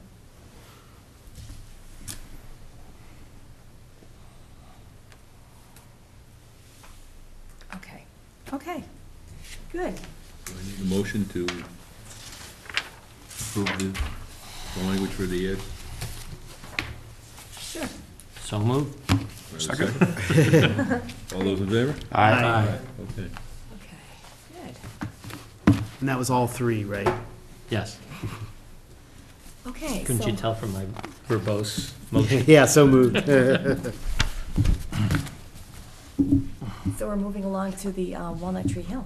Walnut Tree, we wait, do the other stuff in case people are coming in for Walnut Tree Hill, or should we just? I think you can go ahead and do it if you want. What time is it on for? It's On at that? 9:45 and it's 9:45. 9:22 now. Do we have any minutes, or? Yeah, let's, No, I don't think Just you in have case minutes, but they you want could to. have some bills. Yeah, it's probably a nicer thing to wait. So, we have one bill. We have one bill here.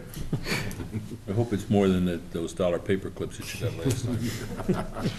No, it's not much. You just spread it out, so read an itemized. Our favorite, Each paper. our favorite person, our favorite company here. I move to pay $27.04 to WB Mason for office supplies, file folders, and typewriter correction ribbons. Wow. Wow. Still use typewriters? Hello, 1980 called and they want their typewriter back. Anyway, sorry. We love our typewriter. Second. All those in favor? Aye.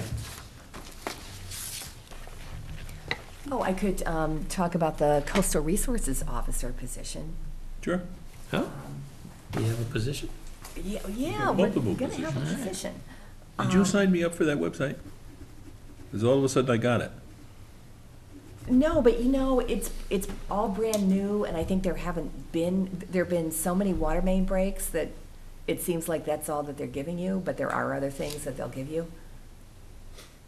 Does that make sense? Water main Well, it breaks? doesn't make sense to me, but I didn't know those what you're talking about. That's shorthand somewhere.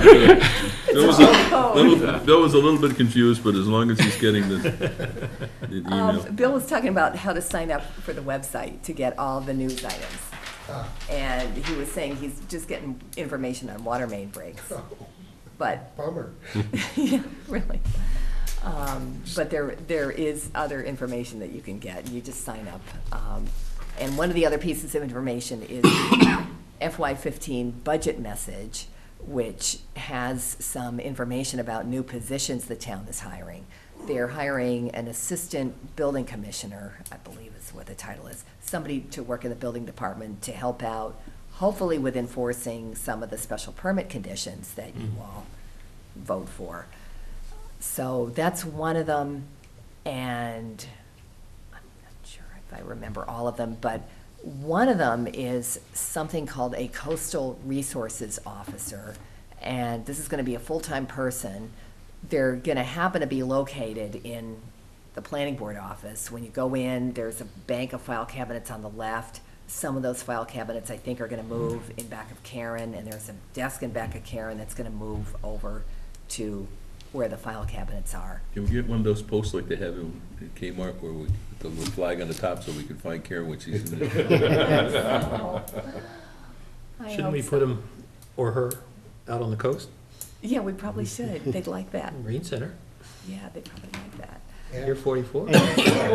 So anyway, the Unity building. little lingering controversy is that we can potentially get 2 days a week for someone to help with the FEMA grants. And next year, we're gonna have 17 of these elevation grants. It doesn't sound like that many, but they're quite labor intensive because people just get nervous with investing $100,000 at a clip in their house. And the reimbursement process is pretty long and drawn out, and the paperwork you have to do is kind of involved. The information they have to give to get the reimbursement is kind of a lot. You can't get a reimbursement, for instance, if you pay your contractor a deposit. You don't get a reimbursement on the deposit. You only get a reimbursement on the work that's been completed. So we always, have to get bills to the subs, invoices, or payments made to the subs and things like that. And people have spent more money and they can't get it back yet and that sort of thing. And once in a while there are people in real tough financial straits, and I'm not really I don't really do that kind of financial counseling or anything. So it can be you try to help the person along and give them moral support, but it can be pretty involved. So in the FEMA application, I had put in for a 2-day-a-week person for 2 days. And now the amount of time that this person is going to be devoting to the FEMA grants is kind of knocked down to 1 day. And I don't really think it's going to be enough. I'm hoping that it all kind of just works out okay, but it's a little bit, sketchy. But I have talked to Tricia about it, and there doesn't seem to be much more I can do about it. So we'll see how that goes. So is this coastal resource planner or whatever you're talking about, the one who's gonna do this grant writing? I think they're gonna be involved with a lot of grants for the town from Mhm. FEMA, but they're definitely gonna be involved with the elevation grants, which are just, like a whole, category by themselves. Is it, I know there's probably a huge summary, job summary, but is it possible within a few sentences to sort of summarize the job, what they're looking for as far as I'm just curious about this position. They're looking for someone with a bachelor's degree or a master's in environmental planning or, community planning, public administration, and there were, a number of other possibilities. Someone with really good attention to detail, and also someone who can represent the town if there are meetings with Jim Cantwell and so on about things like protests to the FEMA maps or, all sorts of things involving coastal issues. And they also want the person to be a first responder. So, it's really quite, it's gonna be quite an interesting position, and I think it'll be sort of a Renaissance person that they find, Former if they former find. Coast Guard guy or something like Wow. that. Something Yeah, like You know- that. right. Sounds like Yeah. retired military or something like that. Yeah. One thing I ran across the other day that might be interesting is UMass Boston has in their nighttime division school, has a course on grant writing, which I thought was very interesting. And it may be that, there might be some resource there that we could reach into if someone was looking for some experience on being a grant writer. That sounds great. Come have an internship and write a grant for us. Yeah, that sounds great. Okay, so that didn't take 15 minutes to explain. Just curious, the background for this is just because of the FEMA, or primarily it's been sort of spawned by the new FEMA maps and all the controversy of the flood changes, insurance. I mean, is that part of it? Why this position is coming up? That's part of it. It's also the elevation grants. Grants. It turned out we could get, something like $60,000 for administration. So we're getting that, but I'm trying to spread that out over a couple of years. And then we're also doing this thing called the CRS program, and it's Community Rating System Program, which is a way that Scituate's residents get their flood insurance decreased because they give the town credit for doing a lot of education programs and outreach and, putting up signs about, flooding and things you can do to protect your property. I mean, not signs, but, posters and just doing a lot of, public information. Maintaining books of coastal construction techniques in the library. I mean, there's just a whole enormous laundry list of things that, some people in Washington made up.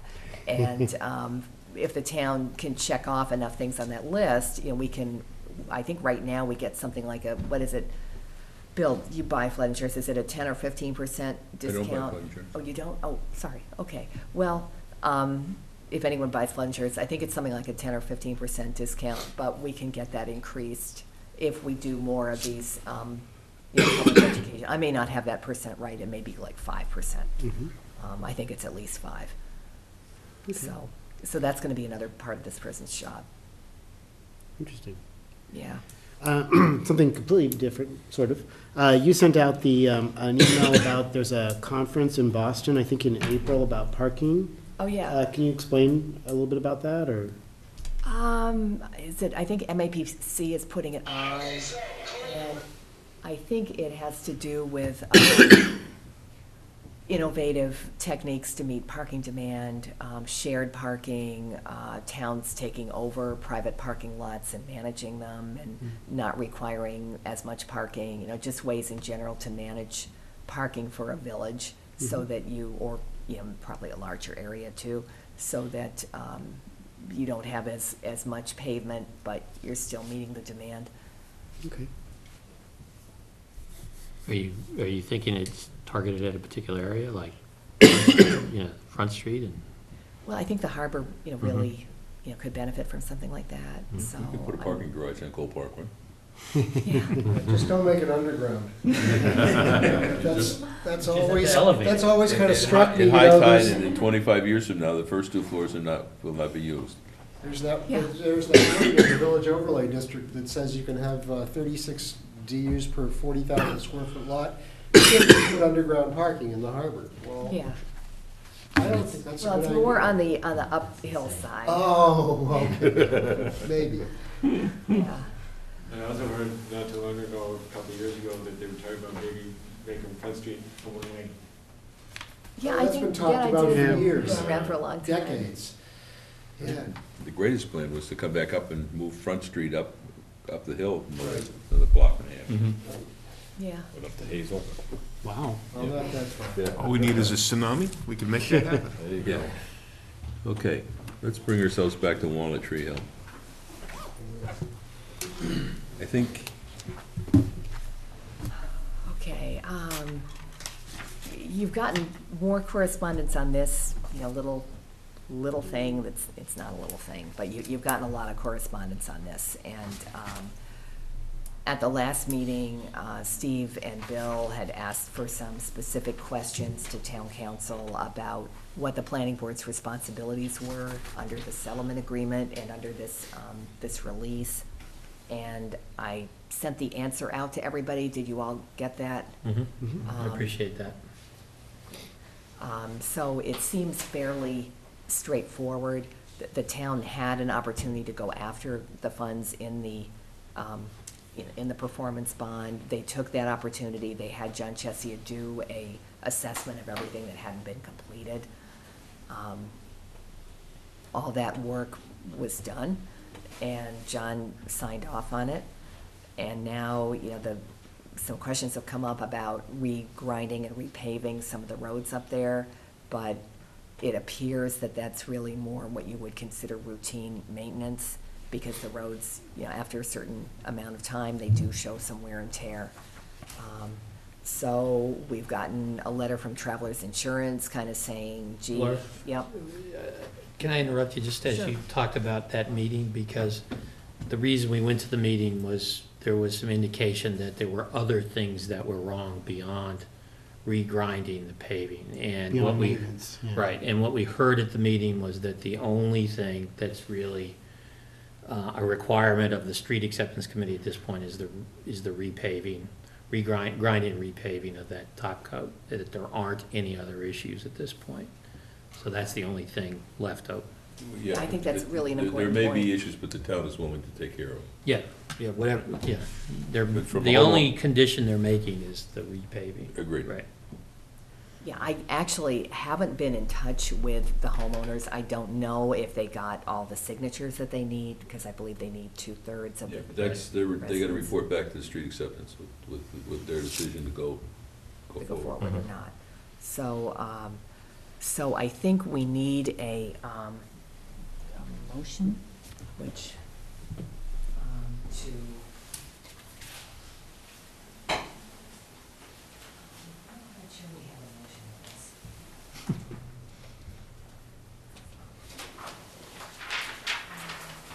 Now, if we don't have a motion, we'll have to put this off to the next meeting. We'll scribble one come. really quick.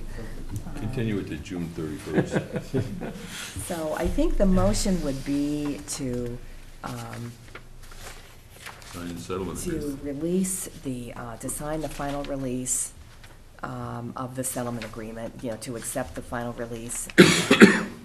Okay, the undersigned represent and warrant that they can execute, deliver, and they are duly authorized to execute this final release. I guess the vote would be to execute the final release from the settlement agreement with Travelers Insurance to complete work. Right, based on the Based on report of the the report. engineer, who's indicated that everything is done with the exception of the $500 that's included in Yeah, here. we got the $500, actually. Okay, so that everything is now complete. Yeah. Okay. So I have a motion. Do I have a second? A second? Discussion? All those in favor? Aye. Okay, great. We've got 2 copies of this if you would like to sign it. I'd just like to get 2 just in case something happens. Okay. Sounds good. And I have my little notary stamps in right here. And then the other item is the report to town meeting on street acceptance. We really can't do that at this point because we don't have, they're preparing the roadway layouts. Okay, And great. they'll do that and they'll provide them to us and then we'll look at them and